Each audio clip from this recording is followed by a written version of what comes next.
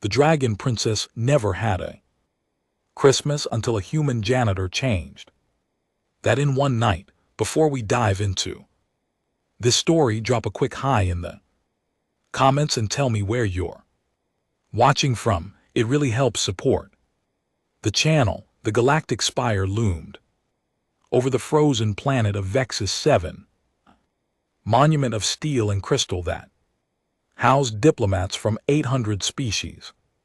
Inside its pristine corridors, maintenance worker Ethan Cole pushed his cleaning cart past another group of delegates who didn't bother to acknowledge his existence. He didn't mind. In the 3 years since humanity joined the Galactic Union, he learned that most species saw janitors as invisible furniture, and that suited him just fine.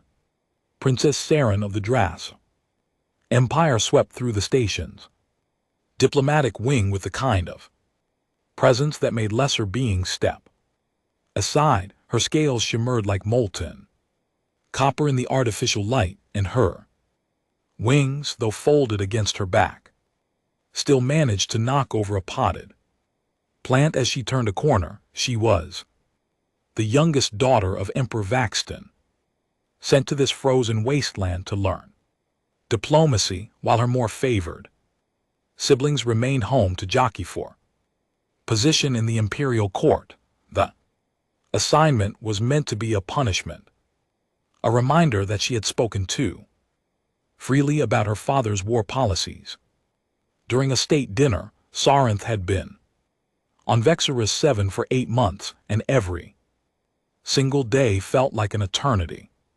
The station operated on a universal calendar that attempted to acknowledge the festivals and celebrations of its diverse population, but with 800 species and thousands of different traditions, the task was impossible. Most delegates simply marked their own people's holidays privately in their quarters, away from the judging eyes of others.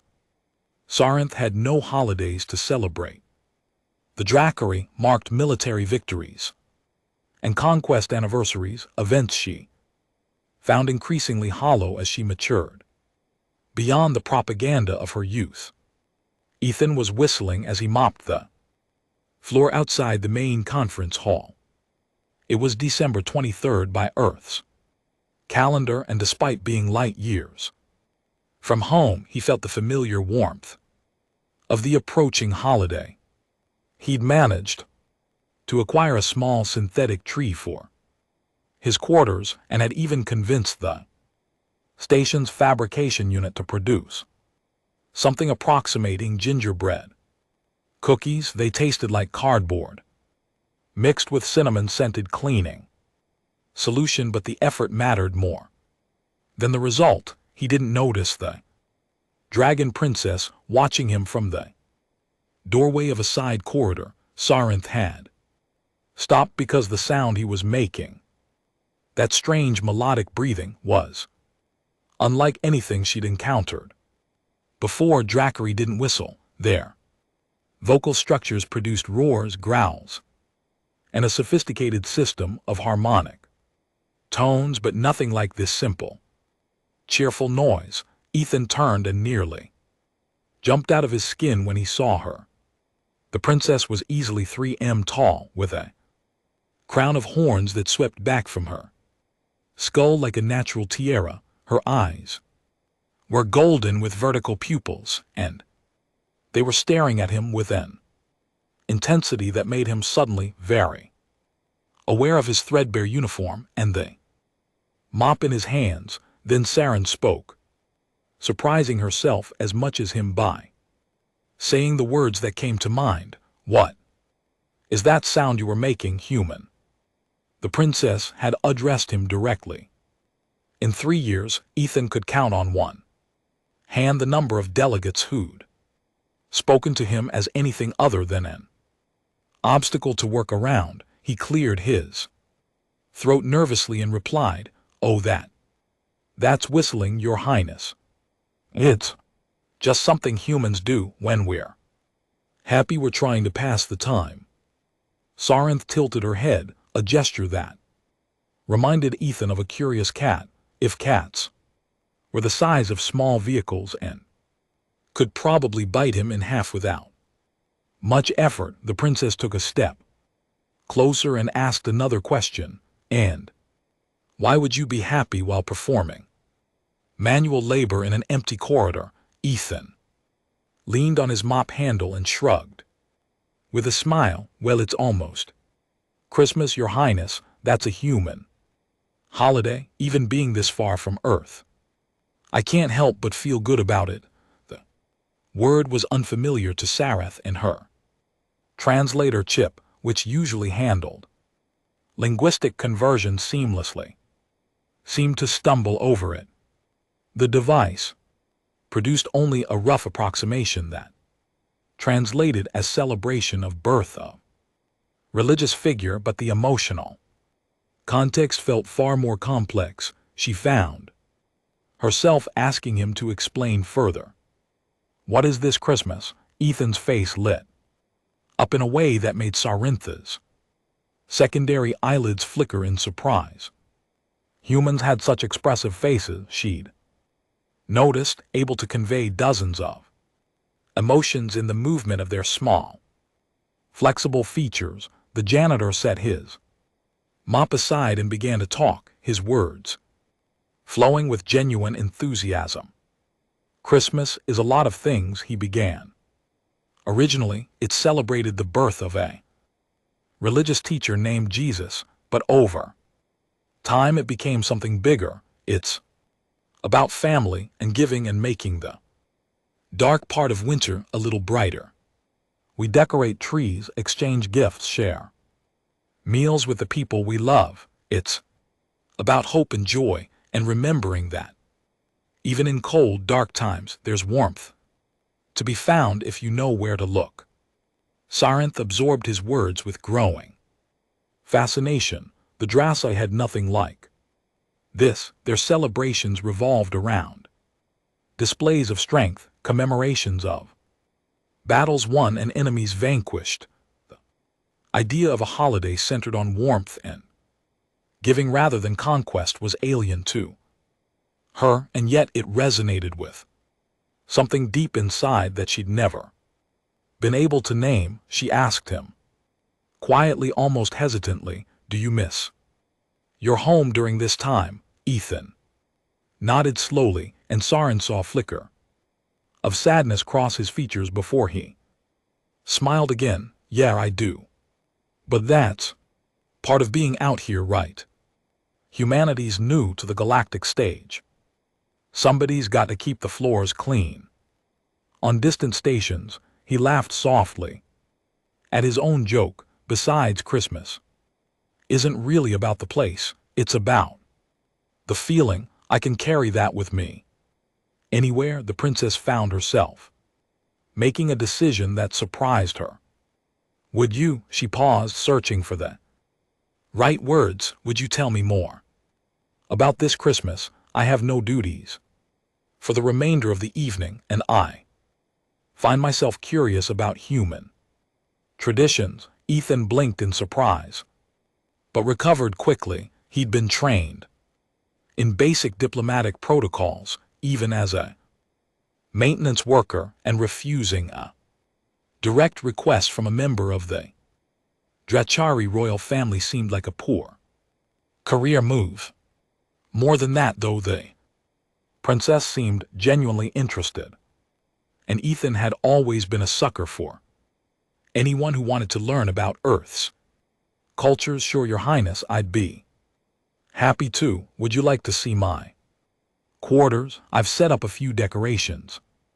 Sarinth followed the human through the station's less glamorous sections, noting how different these corridors were from the polished diplomatic wings. The walls here were functional rather than beautiful, marked with the scuffs and stains of heavy use. Other maintenance workers nodded to Ethan as they passed, and several did double takes at seeing a Drasai princess in their domain.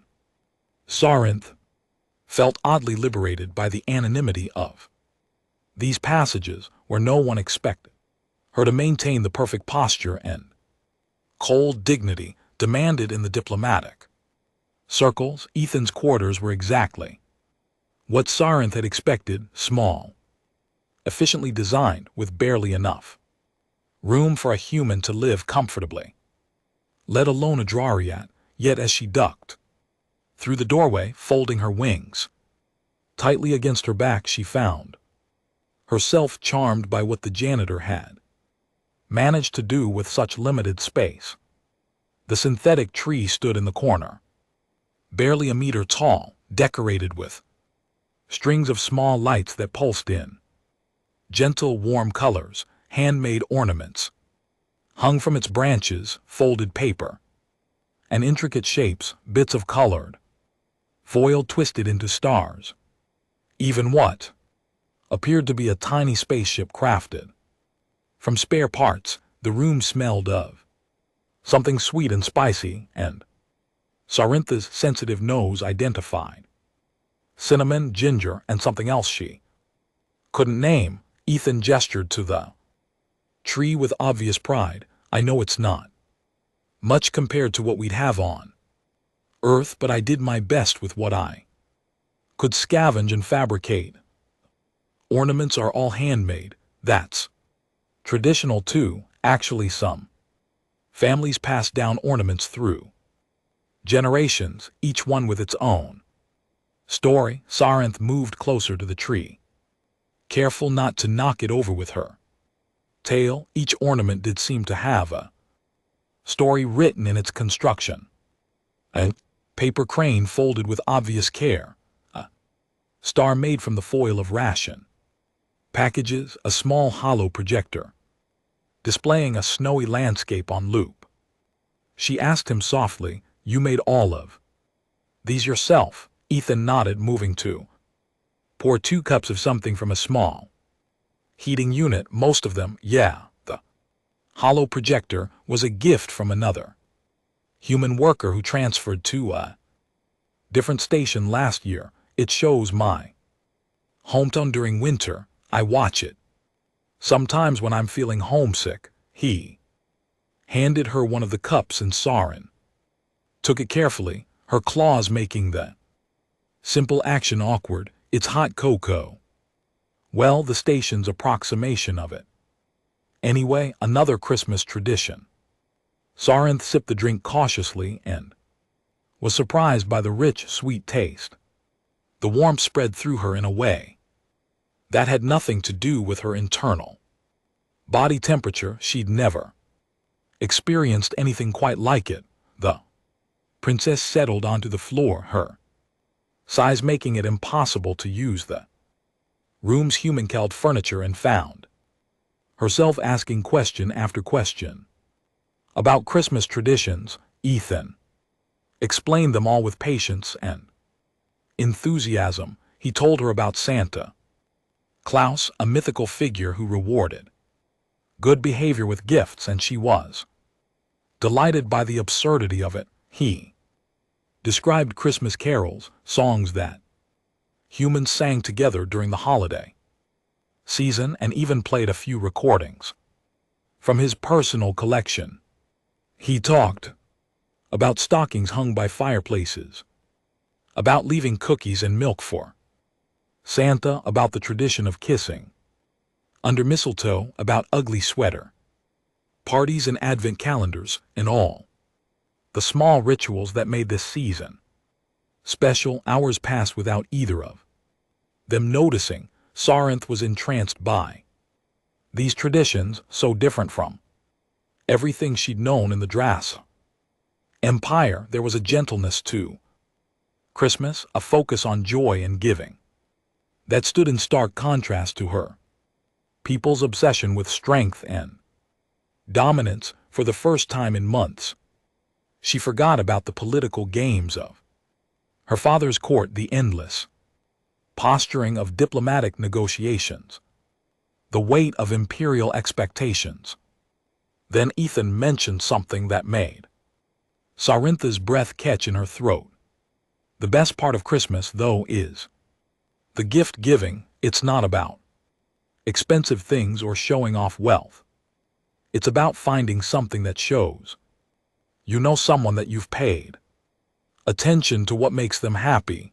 The thought behind the gift matters more than its value. Saranth looked down at her claws, at the ceremonial rings that marked her rank, the jeweled bands that were worth more than Ethan would earn in his lifetime. No one had ever given her a gift chosen because they knew her.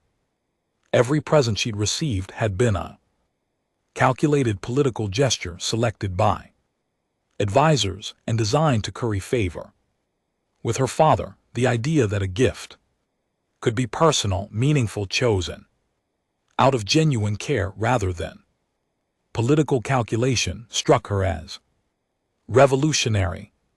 She asked him quietly, barely above a whisper, "Has anyone ever given you such a gift?" Ethan smiled, and there was a depth of emotion in his expression that Saranth was only beginning to understand. "My grandmother did every year. She passed away a few years before I left Earth, but I still have the last thing she made me." He reached into a drawer and pulled out a hand-knitted scarf worn soft with and hues and shades of blue and green. She made this herself. Took her 3 months because her hands were getting stiff with arthritis. When I wear it, I can still remember her hugs, the way her house always smelled like baking bread, how she'd always have a kind word no matter how bad my day had been. Saranth felt something wet on her scales and realized with shock that she was crying. Drari rarely cried. Their tear ducts produced moisture only in extreme emotional distress. She tried to wipe away the tears quickly, embarrassed by this display of weakness, but Ethan had already noticed. The human moved closer, his small hand reaching up to gently touch her arm, and his voice was soft with concern. "Hey, it's okay. Christmas can be emotional. It makes us remember the people we love, the moments that mattered. There's no shame in that." Saranth looked at this small human, this janitor that the other delegates wouldn't even acknowledge, and saw something that she'd never found in any member of her father's court: genuine kindness without agenda, warmth without calculation. She asked him a question that had been building throughout their conversation. "Do you think, could someone like me, someone not human, could they celebrate Christmas too?" Ethan's smile was immediate and bright. "Of course. Christmas is about the feeling. Remember, it's about choosing to find joy and spread kindness. Anyone can do that regardless of what species they are." He glanced at his chronometer and added, "Actually, it's past midnight now. By Earth's calendar, that means it's officially Christmas Eve. You know what? I have an idea, if you're willing to trust me." Saranth found that she was willing to trust him, which was itself remarkable. In the cutthroat environment of Drasse politics, trust was a weakness to be exploited, but here in this tiny room with its handmade decorations and its smell of synthetic cocoa, trust felt natural. She nodded her agreement. Ethan's idea was audacious in its simplicity. Over the next hour, they made their way through the service corridors of the station, the janitor leading the princess on what he called a Christmas adventure. Their first stop was the fabrication lab, where Ethan sweet-talked the night shift operator, a Zentarian named Gleb, into helping them create some items. Saranth watched in fascination as Ethan designed and produced small gifts, a set of hand warmers for the Kylian delegate who was always complaining about the station's temperature, a specialized stylist for The memory artist whose manipulator. Appendages struggled with standard. Tools, a collection of herbal teas for. The Vorson ambassador who'd mentioned. Missing flavors from his home world. Each gift was thoughtful, personal. Chosen because Ethan had paid attention. During his months of invisibly cleaning the station's corridors, he'd listened.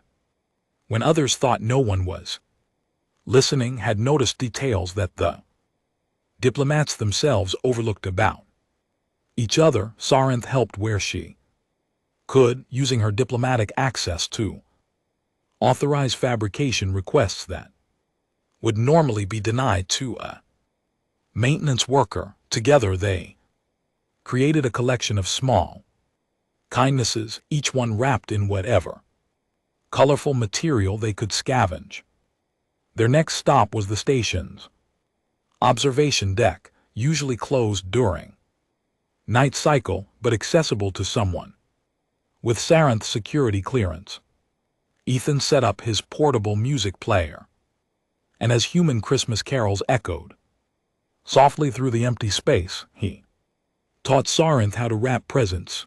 The princess's claws were not designed for such delicate work, and she tore more paper than she folded, but Ethan laughed with her rather than at her, and slowly she improved. As they worked, Ethan told her more stories about Christmas, traditions from different human cultures. He described how Filipinos celebrated with giant lanterns, how Ethiopians marked the day with white robes and ancient rituals, how Mexicans held lost possessions. Sarinth realized that human Christmas was not one tradition but thousands, each culture adding its own flavor while maintaining the core themes of generosity and togetherness. The princess asked him about this diversity. Your species seems so fragmented with so many different ways of celebrating the same holiday. Does this not cause conflict? Ethan shook his head while taping down a particularly stubborn corner of wrapping paper. Sometimes. Sure, humans aren't perfect, but mostly we've learned that different doesn't mean wrong. The beauty of Christmas is that it's flexible enough to embrace all these variations, whether you're celebrating in a tropical paradise or a frozen tundra, whether you're religious or secular, whether your traditions are ancient or brand new. The heart of it remains the same, choosing kindness over indifference, togetherness over isolation.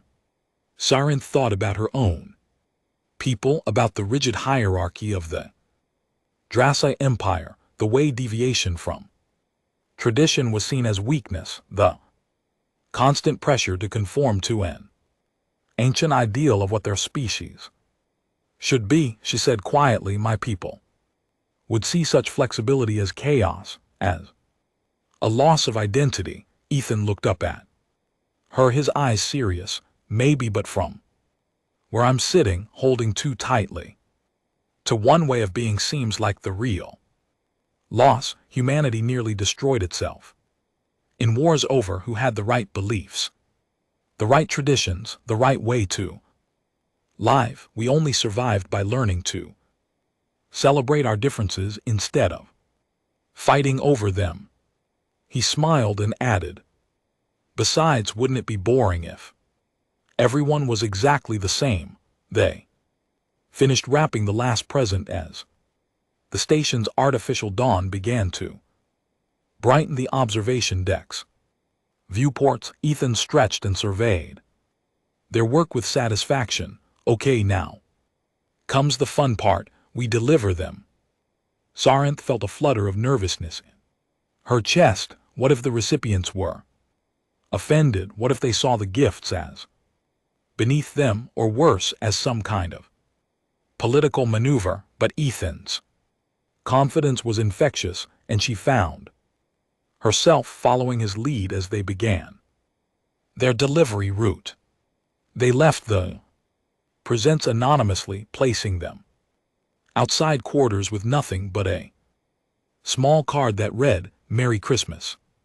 From a friend, Ethan insisted on this anonymity, explaining that the best gifts were given without expectation of recognition or reward. They moved through the station like benevolent ghosts, leaving small packages of kindness in their wake. The last gift was different. Ethan had created it, while Sarinth was distracted with wrapping the others, and he presented it to her as they returned to the observation deck. It was a small ornament carefully crafted from bits of copper-colored metal shaped and welded to resemble dragon scales. In the center was a tiny crystal that caught the light and refracted it into rainbow patterns. He handed it to her with a shy smile. "I made this for you for your first Christmas. I thought maybe you could start your own tradition if you wanted. Every year you could add a new ornament, something that represents what mattered to you that year. Eventually you'd have a whole collection of memories." Sarinth took the ornament with trembling hands, her claws handling it as gently as she could manage. No one had ever made her something before, not really. The gifts she'd received were bought or commissioned, created by servants or artisans, never by the giver themselves. This small piece of metal, rough around the edges and imperfect in its construction, was the most valuable thing she'd ever been given. She tried to speak but found her voice caught in her throat. Ethan seemed to understand, and he simply stood beside her looking out at the stars visible through the viewport. Finally Sarinth managed to say what she was feeling. "Thank you, not just for the gift but for all of this, for sharing your tradition with me, for treating me like a person instead of a title. I have been on the station for 8 months and I have spoken with hundreds of delegates, but I have never had a conversation as meaningful as the one we shared tonight." Ethan bumped her arm gently with his shoulder, the human gesture of camaraderie looking absurd given their size difference. "That's what Christmas is about, connecting with each other as people, not as positions or ranks or species. I'm glad I could share it with you." They stood in comfortable silence for a while, watching the stars. Then Sarinth said something that surprised even herself. "I want to do this again next year, and I want to bring others into it." The other delegates, the ones who seem lost like I want to show them what you showed me. Ethan grinned widely. "Now you're getting it. That's the Christmas spirit right there, wanting to pass along the joy you received." He looked thoughtful for a moment before adding, "You know, with your diplomatic influence and my knowledge of the station's operations, we could probably put together something pretty special, a real Christmas celebration open to anyone who wants to participate." The idea took root in Sarintha's mind, growing and expanding. She could already envision it, a grand celebration that honored the human tradition while welcoming adaptations from other species, a night dedicated to breaking down the barriers of rank and race that normally defined life on the station. It would be unprecedented, possibly controversial, but wasn't that exactly what Christmas was about?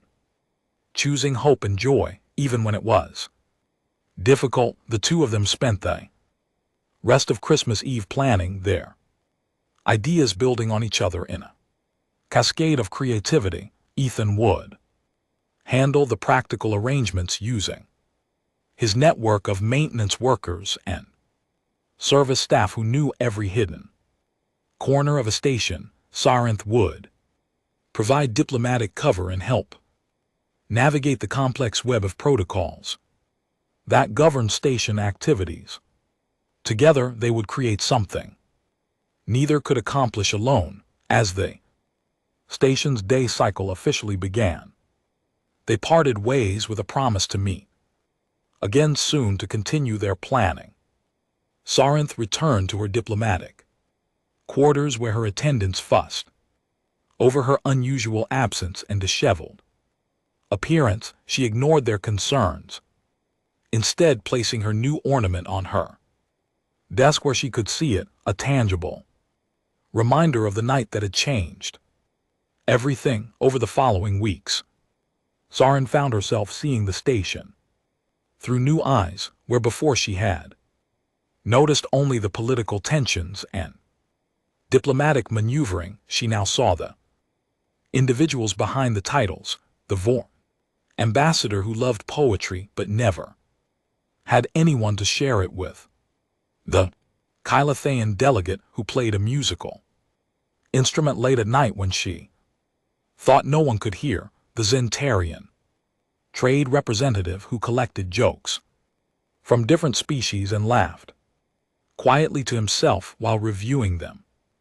Ethan had shown her that beneath the formal facades, everyone on the station was simply a person far from home, trying to find meaning in their work and connection in their isolation.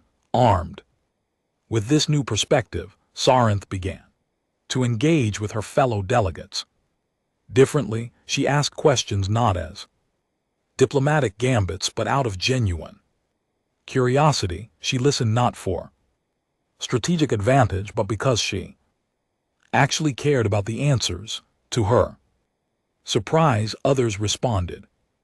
Conversations became deeper, more authentic. The rigid walls of diplomatic protocol began to crack just slightly, allowing glimpses of the real people underneath. Ethan, for his part, discovered that having a princess as a co-conspirator opened doors he'd never known existed, resources that would normally be denied to a maintenance worker became available through Sarintha's authorization. Spaces usually restricted to diplomats could be accessed for their planning sessions. Most importantly, Sarintha's enthusiasm and vision pushed Ethan to think bigger than he'd initially imagined. What had started as a simple idea for a small gathering evolved into plans for a proper Christmas celebration, complete with decorations throughout the public areas of the station, a feast incorporating dishes from multiple species and activities designed to encourage interaction across cultural boundaries. They recruited others to help, carefully selecting individuals who seemed open to the idea of cross-species celebration. Gleb, the Zentarian fabrication operator, became their primary source for materials and technical solutions. Maya Kendrick, a human botanist studying extriophil plants in the station's science wing, helped them design decorations that wouldn't trigger allergies or sensory issues for the station's diverse population.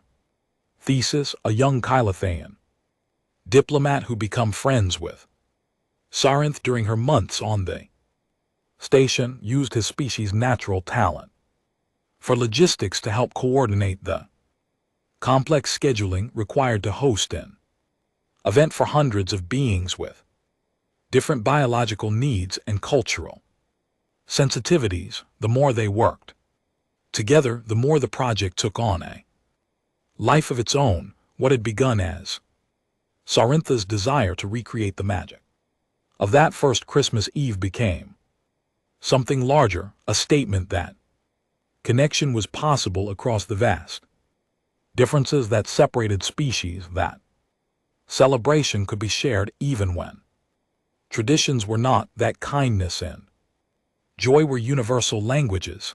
Not everyone approved. Some delegates saw the whole endeavor as frivolous, a waste of time and resources.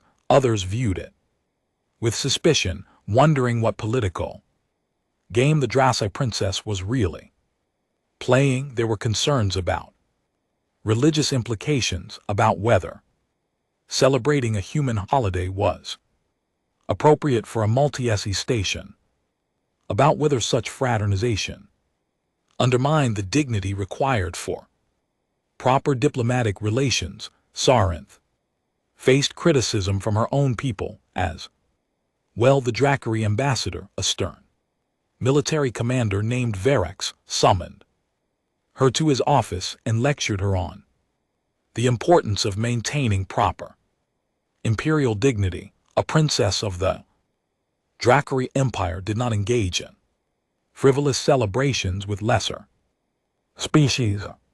He told her such behavior reflected poorly on her father's reign and on the empire itself. Sarinth listened to his criticisms with the patient expression she'd perfected over years of dealing with her father's advisors, and then she said something she'd never had the courage to say before. With respect, Ambassador Verex, I disagree. The strength of the empire should not be measured solely by our military victories or our ability to intimidate others. True strength includes the confidence to engage with other species as equals, to learn from them and to find common ground despite our differences. If we are so fragile that a simple celebration threatens our identity, perhaps we are not as strong as we believe. Verex's scales had darkened with anger, but he couldn't actually forbid her from proceeding. Sarinth was still a princess, and while she might be out of favor with her father, she still outranked a mere ambassador. She left his office with her head high, even though her hearts were pounding with adrenaline. Standing up to Dracai authority figures was dangerous, but Ethan had shown her that some things were worth the risk. As the date of the celebration approached, excitement began to build throughout the station. Mystery gifts that Sarinth and Ethan had delivered on that first Christmas Eve had sparked curiosity and warmth in their recipients. Word spread of the upcoming celebration, and more beings began to volunteer their help. A Menthie chef offered to prepare human Christmas cookies using ingredients compatible with multiple species' digestive systems. A group of Vorsan engineers constructed a lighting system that could project simulated snow in the main atrium. Even some of the initially skeptical delegates found themselves caught up in the preparations, contributing ideas and resources. Ethan worked himself nearly to exhaustion, using every spare moment to prepare. He taught other humans on the station how to make paper snowflakes and construct garlands. He programmed the fabrication units to produce ornaments in styles that would appeal to different species' aesthetics. He collaborated with the station's AI to create a playlist of music that included not just human Christmas carols, but festive songs from dozens of other cultures, blending them into a harmonious whole that celebrated all of them. Sarinth used her diplomatic skills to navigate the complex web of permissions and protocols required to make the celebration official. She drafted proposals, sat through tedious committee meetings, and called in favors she'd accumulated during her months on the station. She also reached out to her siblings back home, sending them messages that carefully described what she was doing and why it mattered. To her surprise, her older brother Corin responded with cautious interest, mentioning that perhaps their father's rigid approach to foreign relations was not the only path forward for the empire. The night before the celebration, Ethan and Sarinth met one Last time in the observation deck, to review their preparations, everything was ready, the decorations were installed, the food was prepared, the schedule was set, all that remained was to see if anyone would actually come. Sarinth confessed her fears to Ethan as they stood together looking out at the stars. What if we have built all of this and no one attends? What if the delegates decide that their dignity is more important than celebration? What if I have pushed too hard and created resentment instead of joy? Ethan took her massive claw in both his small hands and said with absolute confidence, "Then we'll celebrate just the two of us, and it will still have been worth it. You've already changed, Sarith. I've watched you grow more confident, more open, more willing to challenge the expectations placed on you. Whatever happens tomorrow, that growth is real and valuable." Besides, he added with a grin, "I have a good feeling about this. People are hungry for connection, for something more than the endless political games. You've given them permission to be themselves for one night. I think you'll be surprised by how many take you up on that offer." His confidence bolstered her own. They spent the rest of the evening in comfortable conversation, talking not about the celebration but about smaller things, Ethan's memories of Christmases past, Sarintha's stories of flying through the crystal canyons of her home world, their shared observations about the quirks of various station residents. It was the kind of easy friendship that transcended species difference, and Sarinth found herself grateful beyond words that a random encounter in a corridor had led her to this strange, wonderful human. The next evening, as the celebration start time approached, Sarin stood in her quarters, staring at her reflection in the full-length mirror. She'd chosen to wear simple attire rather than her usual formal diplomatic regalia, a comfortable tunic in deep green with minimal jewelry. Ethan had explained that Christmas was not about impressing others with wealth or status, and she wanted to embody that principle. Still, nervousness made her scales ripple with iridescent patterns, a physiological response she couldn't quite control. When she arrived at the main atrium, she found Ethan already. They're making final adjustments to a string of lights. He dressed up too, trading his usual maintenance uniform for clean civilian clothes that made him look less like a janitor and more like the educated, thoughtful person he actually was. He smiled when he saw her, and together they surveyed what they had created. The atrium had been transformed. Lights in every color imaginable were strung from the ceiling, creating a canopy of gentle illumination. The Vorsen snow projection system filled the air with lazily drifting simulated flakes that disappeared before touching the ground. Tables held food from dozens of worlds, each dish labeled with its ingredients and cultural significance. A massive, collaborative tree stood in the center, decorated with ornaments representing the home worlds of every species on the station. Music played softly in the background, a carefully curated mix that cycled through festive songs from multiple cultures. For the first few minutes after the official start time, Sarintha's fears seemed realized. The atrium remained empty except for her and Ethan and the small group of volunteers who helped with preparations. Then, slowly delegates began to arrive. First came the ones who'd been most supportive during planning, these and a group of other young Kothian diplomats, Maya, Kendrick and her fellow human researchers, Gleb with several other Zentarian workers. Then others followed. Curiosity overcoming caution, a trio of menthy artists, the Voron poetry-loving ambassador, even some of the more conservative delegates who entered cautiously, as if expecting a trap.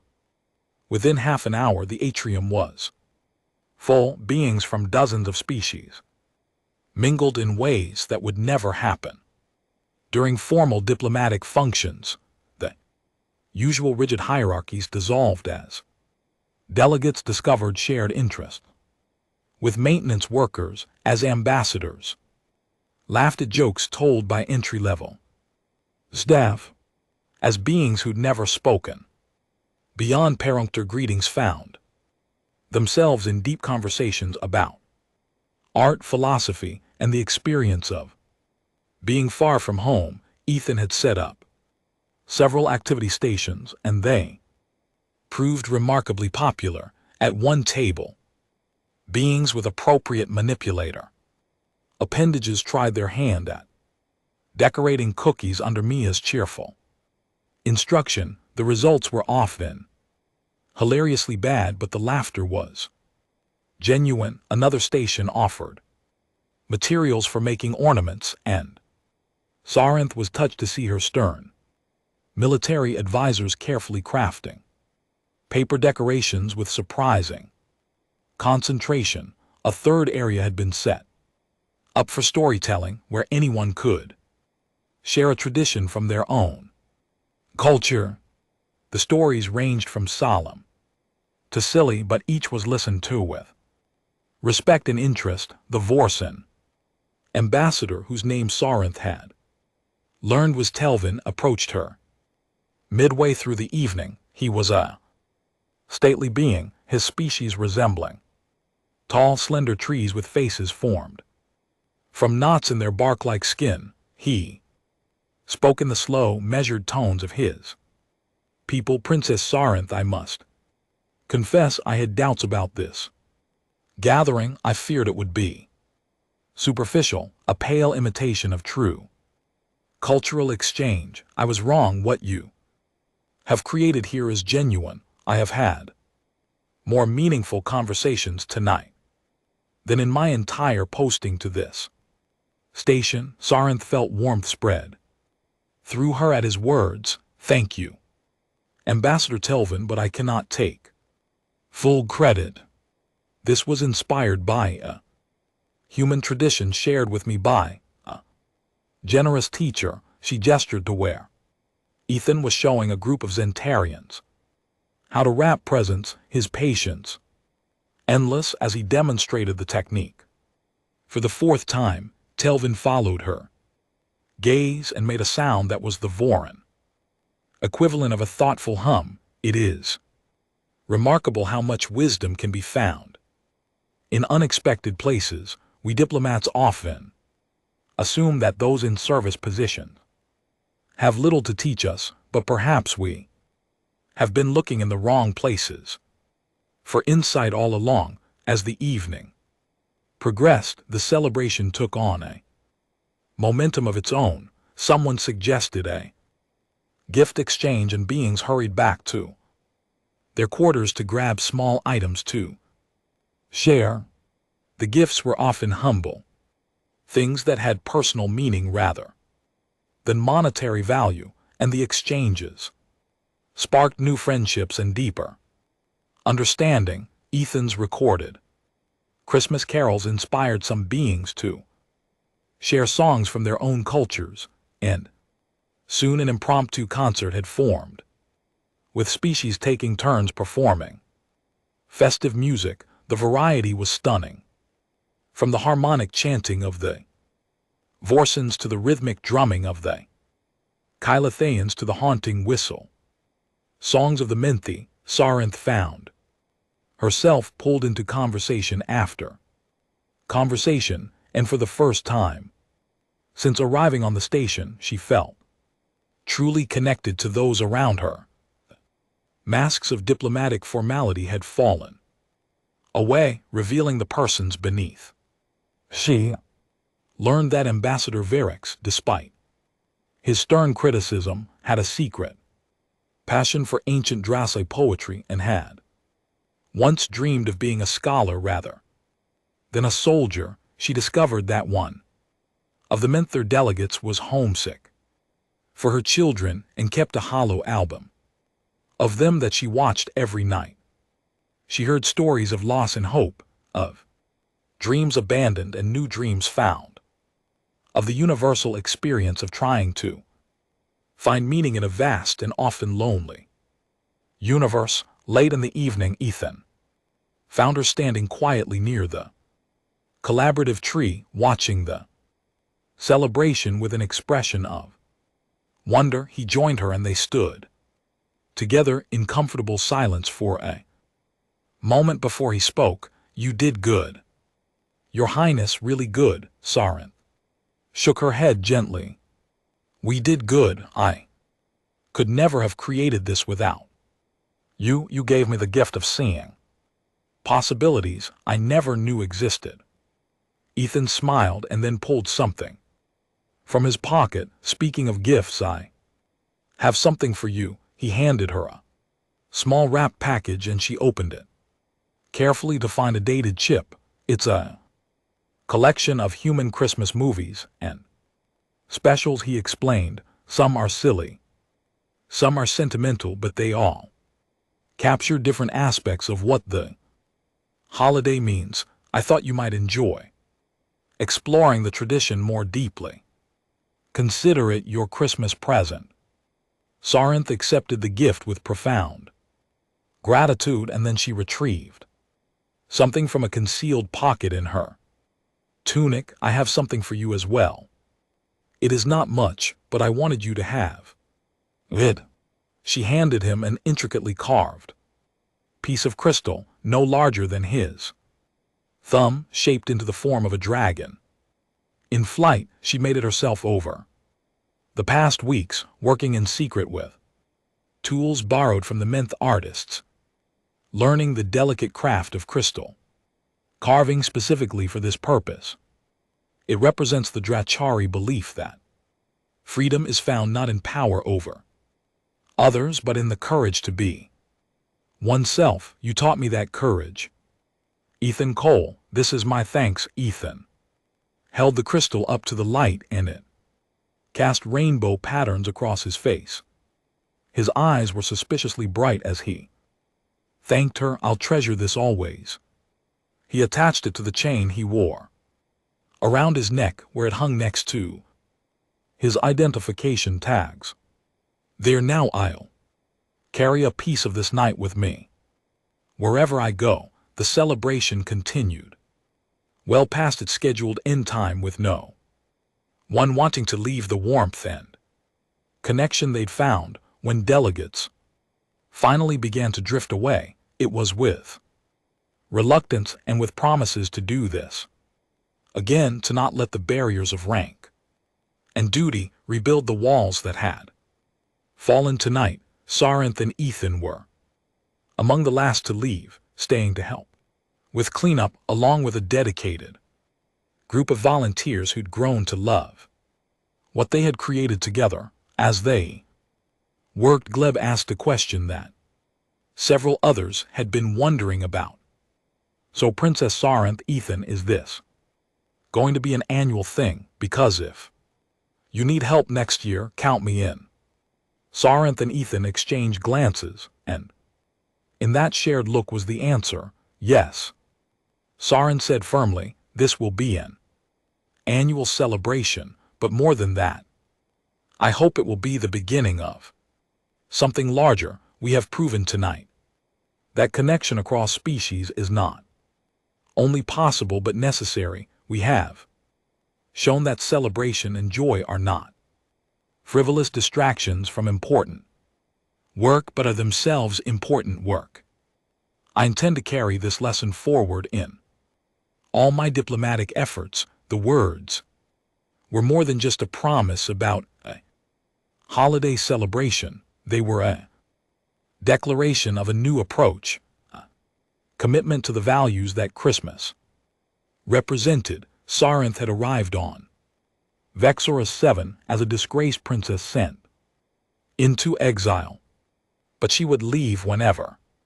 That time came as someone transformed, carrying the knowledge that true strength lay not in domination but in the courage to connect, to be vulnerable, to care about others, regardless of their species or status. In the weeks following the celebration, the effects rippled outward through the station. Negotiations that had been stalled for months suddenly found resolution as delegates approached. Discussions with newfound empathy and willingness to understand opposing viewpoints. The rigid hierarchies that had defined station life began to soften, with more mixing between ranks and positions. Small traditions emerged like weekly cross-species meals and cultural exchange programs, all inspired by the Christmas celebration success. For Saranth, the changes were even more profound. Her reports back to the Drass Empire began to include suggestions for reform, for new approaches to diplomacy that prioritized mutual benefit over dominance. Her brother Corin became an ally in these efforts, quietly building support among younger members of the imperial court for a more progressive vision of their species' role in the galactic community. Her father remained skeptical, but even he could not ignore the successes his youngest daughter was achieving in negotiations that had previously been intractable. Ethan continued his work as a janitor, but with a new understanding of the power that even the humblest position could hold. He started teaching classes on human culture for any station residents who were interested, sharing not just information about Earth but the philosophy of connection and respect that he demonstrated so well. His small quarters became a gathering place for beings seeking something more than the formal interactions of diplomatic life, a space where anyone, regardless of rank or species, could find warmth and acceptance. The friendship between the princess and the janitor became legendary on the station, a story that was told and retold as an example of how meaningful connection could form in the most unlikely circumstances. They met regularly, sometimes to plan the next year's celebration, but more often simply to talk, to share their lives, to be friends in the truest sense of the word. Saranth learned to appreciate human humor and storytelling. Ethan gained insight into Drakari history and culture that few humans had ever received. A year passed, and the second annual Christmas celebration was even larger than the first, with advanced planning committees formed and representatives from every delegation involved in the organization.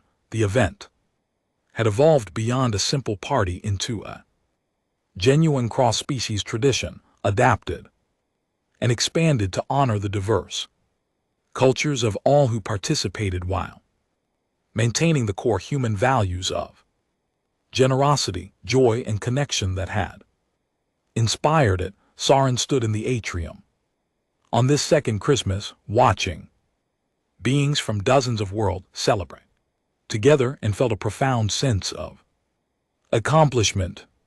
She'd been sent to this frozen station as punishment, exiled from her home for speaking uncomfortable truths, but in that exile she'd found something far more valuable than imperial favor. She'd found purpose, friendship, and a vision of what the galaxy could be if beings chose connection over division. Ethan joined her, as he always did during these moments of reflection. He'd been promoted, given a supervisory position, in recognition of his contributions to station morale and interspecies relations, but he still wore his maintenance uniform with pride.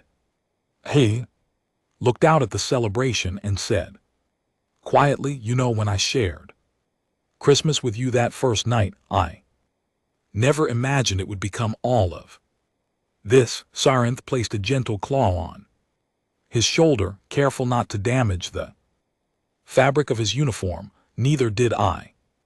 But that is the nature of genuine giving, is it not? We cannot predict how a small act of kindness will grow, what ripples it will create. We can only choose to offer what we have within open heart and trust that it will find fertile ground. Ethan nodded thoughtfully. My grandmother used to say something similar. She'd tell me that the best gifts keep giving long after they're received. That true generosity creates cycles of kindness that spread far beyond the original giver's intention. I think she'd have loved seeing this. They stood together in comfortable silence, two beings from vastly different worlds who'd found common ground in a simple human tradition, and through that tradition had sparked something much larger. The celebration continued around them. Symphony of laughter and conversation, and music from countless worlds, all blending into a harmony that transcended language and culture. Later that night, after the celebration had ended and the last guest had departed, Sarinth returned to her quarters and added a new ornament to the small tree she'd set up in her own rooms. It was a miniature replica of the collaborative tree from the atrium, crafted by Menthry artists as a gift to commemorate the second Christmas celebration. She hung it carefully next to the copper dragon ornament Ethan had made her that first year, and stepped back to admire her growing collection. Each ornament represented a memory, a moment of connection, a choice to embrace joy rather than cynicism. This was what Christmas had given her, not just a single night of celebration, but a way of approaching the world, a commitment to finding and creating warmth in the cold darkness of space. She thought about her younger self, the princess who'd arrived on the station 8 months before that first Christmas, lost in, angry and convinced that her exile was the end of her meaningful life. If she could send a message back to that version of herself, it would be simple. Your real life is about to begin, and it will start with a human janitor teaching you how to whistle. Sarinth activated her communication console and began drafting a message to her brother Corvin. The time had come to take the lesson she learned on Vexorus 7 back to the Drasse Empire itself. The path would not be easy, and many would resist the changes she advocated, but she learned from both Christmas and from Ethan that the most worthwhile endeavors were often the most challenging. She wrote with confidence and clarity, outlining a vision for a Drasse future that balanced strength with compassion, tradition with progress, pride with humility. As she wrote, snow began to fall outside her window, real snow this time. As Vexorus 7 entered its deep winter season, the flakes drifted past the station's lights, each one unique and beautiful, and Sarinth found the sight deeply appropriate, like snowflakes, like the beings celebrating together in the atrium earlier that evening. The galaxy was full of infinite diversity, each individual unique and valuable. The challenge was learning to see that value, to celebrate it rather than fear it, to build bridges rather than walls. Somewhere in the station's maintenance wing, Ethan Cole was also looking out at the snow, a cup of cocoa in his hands, and his grandmother's scarf around his neck. Despite the regulated temperature of his quarters, he thought about the strange turns life could take. How a simple decision to share his favorite holiday with a curious alien had led to friendships and changes he never could have anticipated. He thought about the future, about the possibility that this small celebration on a distant station might be the seed of something that would grow throughout the galaxy. Reminder that connection and kindness were possible even across vast differences. The crystal dragon Sarinth had given him caught the light from his small tree, casting dancing patterns across the walls of his quarters. He smiled, raised his cup in a silent toast to absent friends into the spirit of Christmas that transcended species and time, and settled in to watch his favorite holiday movie, a tradition that felt both deeply human and somehow universal.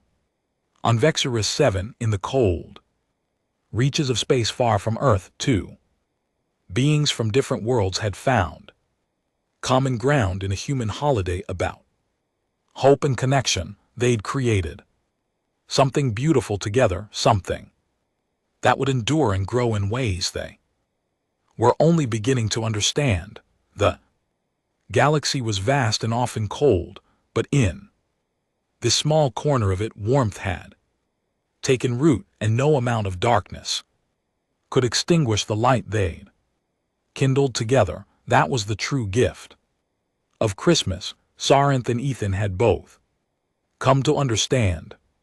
Not the presents or decorations or even the celebration itself, but the reminder that choosing connection over isolation, generosity over selfishness, and hope over despair could transform not just individuals, but entire communities, entire worlds, entire galaxies. It was a lesson worth sharing, worth protecting, worth fighting for in the years to come. And so the story might have ended with the princess and the janitor having found their friendship and created their tradition content in what they'd built together. But stories, like traditions, have a way of growing beyond their original boundaries. And the tale of the dragon princess and the human who taught her about Christmas was only beginning to spread through the galactic union, carried by those who'd attended the celebrations and been changed by them. Years would pass, and that simple celebration would become a symbol of a new approach to interspecies relations, a model for how beings from different worlds could find common ground without surrendering their unique identities. Sarinth would eventually return to the Drace Empire, and with her brothers' support would lead a quiet revolution in how her people engaged with the galaxy. Ethan would become an unlikely ambassador for human culture, his humble origins and genuine warmth making him more effective than many trained diplomats. But on this Christmas night, with snow falling outside and warmth glowing within, they were simply two friends who'd found each other across the vastness of space, united by tradition that had proven to be as universal as the stars themselves. They'd learned that the greatest gifts were not things but moments of connection, not possessions but understanding, not power but the courage to be vulnerable enough to care. The dragon princess had never had a Christmas until a human janitor changed that in one night, and in doing so had changed not just her life but potentially the future of galactic civilization itself.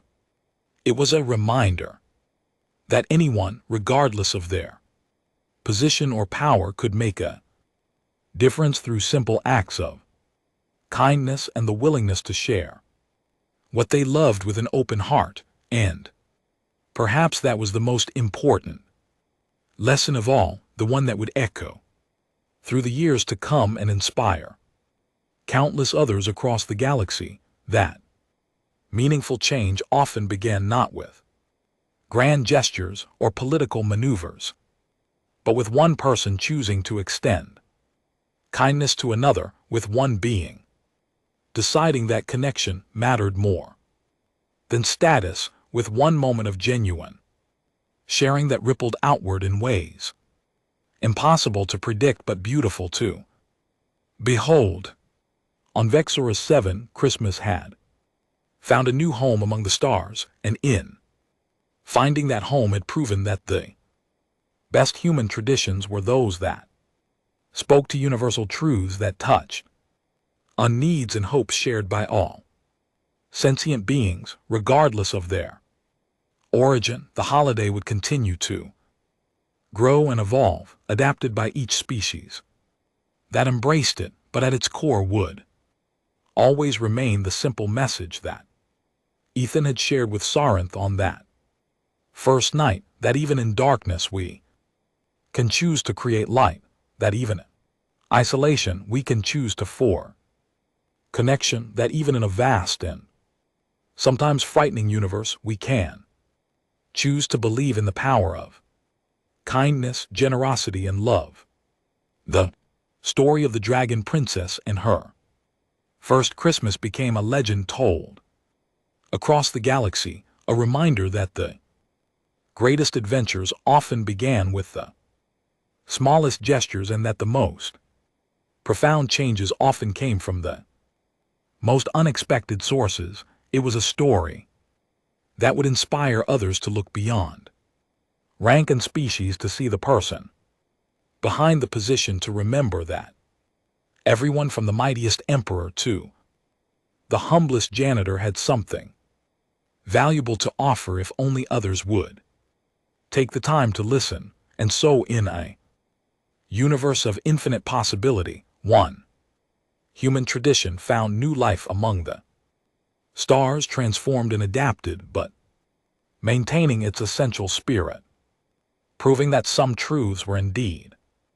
universal, that connection mattered, that generosity enriched both giver and receiver, that taking the time to celebrate together, to pause in the midst of important work and simply enjoy each other's company was not a distraction from what mattered, but was itself among the most important things of all. The galaxy would never be quite the same after that first Christmas celebration on Vexus 7, and countless beings would find their lives enriched by a tradition that began with a princess asking a janitor about a curious sound he was making, a question that opened a door to understanding and friendship that would never fully close. It was a testament to the power of curiosity, of openness, of the willingness to learn from anyone, regardless of their station, and of the simple truth that sometimes the best teachers were those who never expected to teach anything at all, who simply lived their values so genuinely that others couldn't help but want to learn from them. Ethan Cole had taught Princess Sar about Christmas, but in doing so, he taught her something far more important, that worthiness was not determined by rank or power, that wisdom could be found in unexpected places, that the courage to be vulnerable and open was its own kind of strength. These lessons would shape her reign when she eventually returned home, would influence the reforms she championed, would ripple through the Drasse Empire and beyond in ways that would take generations to fully manifest, and all of it, every change and growth and moment of transformation could be traced back to one night when a janitor decided to share his favorite holiday with a curious princess, when a tradition from one small blue planet found new life among the stars, when two beings from vastly different worlds discovered that the space between them was not so vast. After all, that friendship could bridge any divide, that kindness was the most universal language in the entire cosmos. The Dragon Princess never had a Christmas until a human janitor changed. That in one night. It was a simple truth, a small story in the grand scope of galactic history, but like all the best stories, it contained within it truths that would echo through time, reminding all who heard it that the most profound changes often began with the simplest gestures. That connection was always possible for those brave enough to reach across the divides that separated them, and that in choosing generosity, kindness, and hope, any being of any species from any world could create light in the darkness and warmth in the cold. And that was the end of the story. If you listened all the way to here, don't forget to leave feedback about what you thought of the story in the comments, whether positive or negative. Your feedback helps us improve. Also, leave your like and subscribe to the channel for more stories like this one, and I'll leave here on the screen another video that I'm sure you'll like.